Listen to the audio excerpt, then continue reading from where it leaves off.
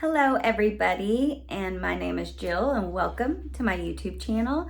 This is a channel about true crime, and what I do in this channel is I do my own research, and I form my own opinion on it at the end. But what I do is I try and tell you the story based on what I have found out through my research. Like, I'll get on interviews, I'll get on court documents, other YouTube channels, video clips, Reddit, all of those things. And I kind of retell the story the best that I can.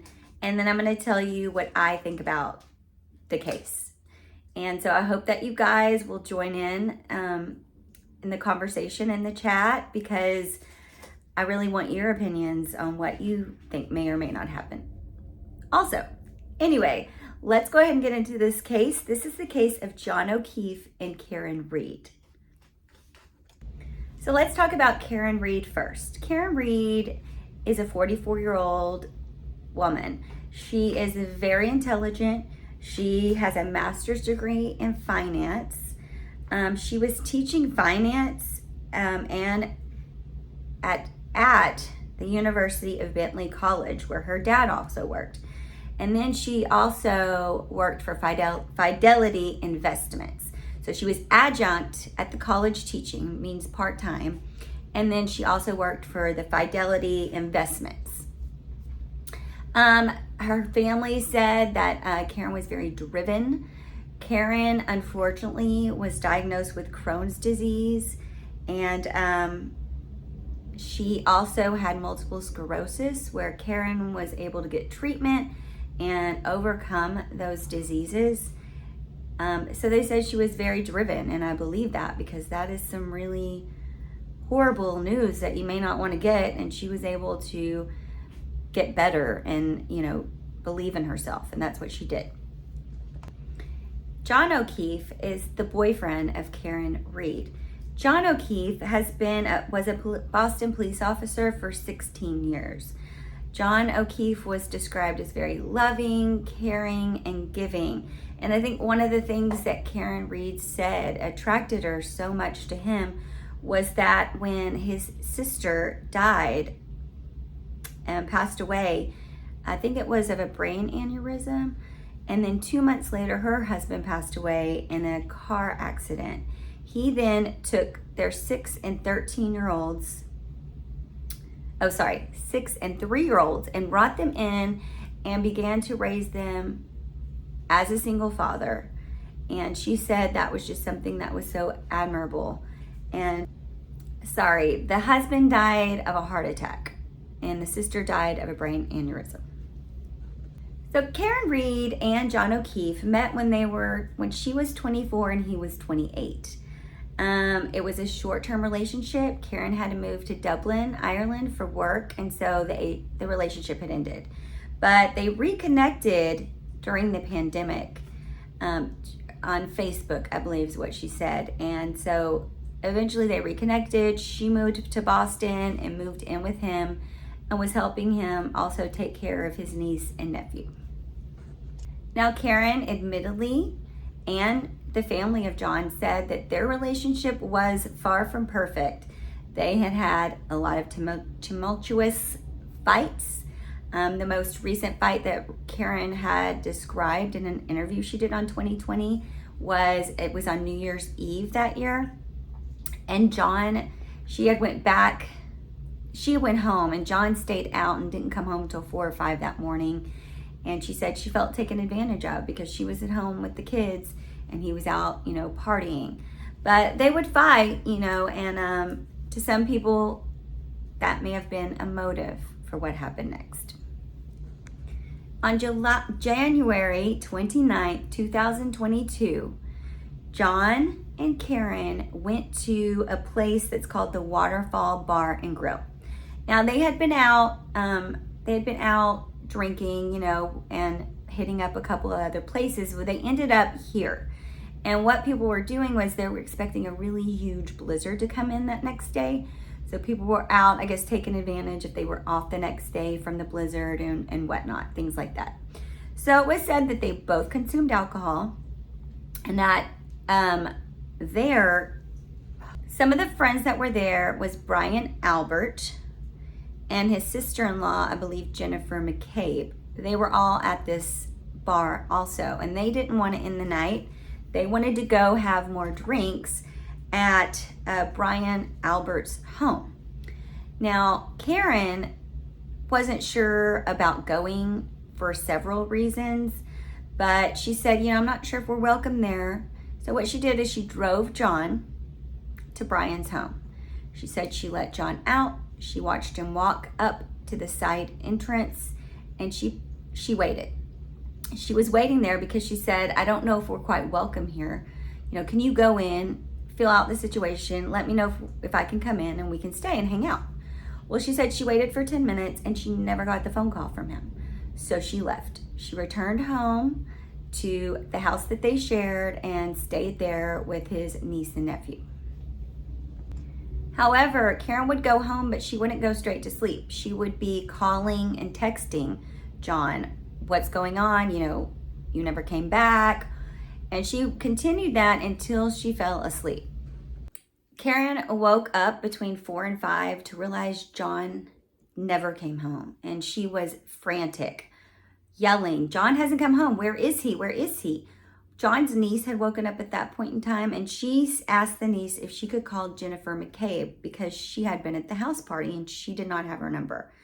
So she did call Jennifer McCabe, and Jennifer said in the back you could hear Karen yelling, where is John? Where is John? He never came home. And Reed had also said that they had had a fight that night. And she also called another friend to come over and help her look for John. Now, Karen said that she drove around on her own for 20 minutes waiting on people to get there to go with her to help. And she couldn't find him still. At around 6 o'clock a.m., all three of the women had been driving around. They drive to the friend of Brian where she last left John. And they said that as soon as they pulled up, Karen jumped out of the car. She saw John laying in the snow, unresponsive. The friends were interviewed by police, and they said that Karen Reed kept saying, what if he's dead? What if a snowplow hit him? What if I hit him?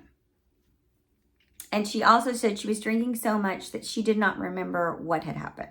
These were according to the two women that helped her search for John's body.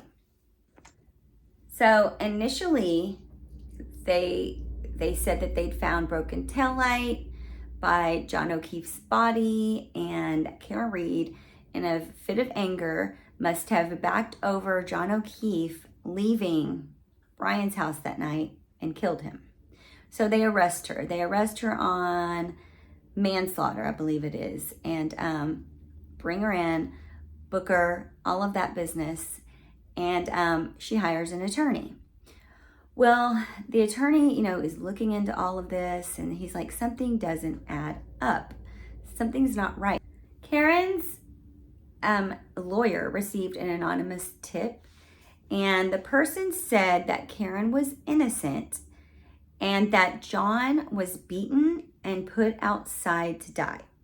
What he said was Brian Albert and his nephew and Brian Higgins all were in a fight with John, and that John's nose got broken, and they all three beat him until he was unconscious. And when John never woke up from being unconscious, they then drug his body and placed it in the front yard and dumped his body there to freeze to death. Now, the police said they found the broken taillights near his body, even though there was a blizzard. They didn't find him right away. They said they had to wait for the snow to melt to find things, which remember that because it's going to come up again. They also said that he had blunt force trauma and injuries to his head, and he died of hypothermia, and that there was zero signs of any altercation had taken place. So I'm going to talk about some of the people that were at that party that night that all but one of them claim that John O'Keefe never went into that home. All but one. Brian Albert, he was a fellow police officer. Carrie Roberts, Jennifer McCabe, remember those are the two women that went to help Reed look for John. Brian Albert's sister-in-law is Jennifer McCabe. Okay, it's gonna get tangly, but Brian Higgins was there. He was an ATF officer and had previous romantic relationship with none other than Karen Reed. Also, Brian Albert's nephew was there, Colin. And there were 9 people there in total, but those are the key players that are gonna play in this case. Now, remember I told you Colin was the 18-year-old that was there. Well, Karen said that John and Colin had beef. Colin lived near their home, and that John had found Colin and his friends out by his truck one night and had had exchanged words, basically, get off my effing lawn. And the next day, she said they woke up and there was beer and trash all over the yard. And so that's when she begins to think, wait a minute, maybe something happened because, those two didn't like each other. Another interesting fact is Trooper Proctor, this is another person, he is in charge of the whole investigation. Even though this isn't even in his jurisdiction, they give him free reign of the whole investigation. Well, it was said that night when they found John O'Keefe's body, no one ever went into the house. They took their word for it that John O'Keefe never entered the house. The house was never searched. Also, Trooper Proctor is very close, personal friends with Brian Albert and Chris Albert. So much so that Colin, remember I told you Colin, the nephew was there. Colin was a ring bearer in his wedding. So they go way back. They're all friends. They're all involved in law enforcement and they're all friends. So Karen Reed was out on bond this time. Well, they arrested her again and brought her back in for this time, second-degree murder of John O'Keefe. This time, Karen said, I've got a lawyer up. I have to get another lawyer. And where she hired Alan Jackson, who's a pretty famous attorney. He's known for, I think, defending Kevin Spacey and some other high-profile cases. So she brings him on and her team as well. So, of course, he starts his own investigation because he believes Karen Reed is innocent. So what he does was, I guess they got the autopsy back, where it's noted that O'Keefe's body had 6 lacerations. Both his eyes were swollen shut, and he was black and blue. He was covered in vomit. He had a laceration to the back of his head, a cut above his right eye, and a cut on his nose. Remember how they said that he broke his nose? And he had multiple skull fractures. Now, if Karen Reed had backed into him, do those injuries make sense to you? The tail light, the glass from the tail light that they claim that they found. Well, they have video of Karen Reed leaving that morning to go search for John O'Keefe, and you can see her clearly back up into John's car as she exits the driveway. And there was some damage done, but it wasn't a lot of damage. So for them to try and look into this glass that they found that matched Karen Reed's car, the attorney starts digging and he finds that Michael Proctor, the proctor that's in charge of the whole investigation, got to Karen's parents' house and had her vehicle towed. Well, they had reported that he had the vehicle towed at 5:30, I think it was. He said he arrived at Karen Reed's parents' house at 4:30 p.m. and towed the vehicle at 5:30 p.m. But that was not true because Karen's parents have a camera, and it showed footage of Karen's car being towed at 4:12 p.m. You ask, why is that important? What's important about it is because initially when they took John O'Keefe's body and they went around the area, they didn't find any glass from anywhere. The glass was found at 5:45 p.m. that day. It's a little weird, right? So could he have planted some glass there to make her even look more guilty? Another strange thing. Remember how I said Karen's camera showed her backing up and backing into John O'Keefe's car? Well, conveniently, the footage of her coming home that night is lost. They don't know where it's at. Now, do you remember the two ladies that went to help Reed look for John's body? Jennifer McCabe had some really interesting things on her phone. At 2:27 a.m., Jennifer McCabe Google searched how long to die in the cold. And then again at 6:23 and 6:24 a.m., she did the searches again. However, she tried to delete those searches, but they were able to get them like everything else you can get. If you've searched it, been on the internet, they're going to be able to find it. Colin Albert, the nephew. Remember Colin Albert? That was one of the trained MMA fighters. That was at the party. Apparently, his parents have come forward and said that he left. Colin said he left before John even arrived. And his parents said that he was home at 12:10 and stayed home all night and never went back to the party. Now, across the street from the party, Tom Kellen lived, and he was the chief of the Canton Police Department. He had Ring doorbell footage. But do you know the police never seized that? They took his word for it. He said nothing suspicious was on it, and they never seized that footage from him. As they were all claiming that John never entered that home, it would have it that John's data on his phone said that he did. He went up 3 flights of stairs at 12:31. It showed him. And then after that, all movement stopped. So remember, 12:31, John isn't moving anymore. By 1:30, 45 minutes into when the party started, everyone leaves the party. So what was meant to be an after hours gathering, everyone just abruptly leaves 45 minutes into the party. Also, there's another person in this. He's called Turtle Boy, and he has kind of started a whole movement for Karen Reed. It's the Free Karen Reed movement, and people have just been protesting, wearing their Free Karen Reed shirts with signs that they believe Karen Reed is a victim of a cover-up by the Boston Police Department. And Turtle Boy he has a YouTube channel if you want to search it. He's got a lot of different stories, and it's called Canton Cover Up. Also, I forgot to mention, let me throw this in there. They had a family dog, a German Shepherd named Chloe.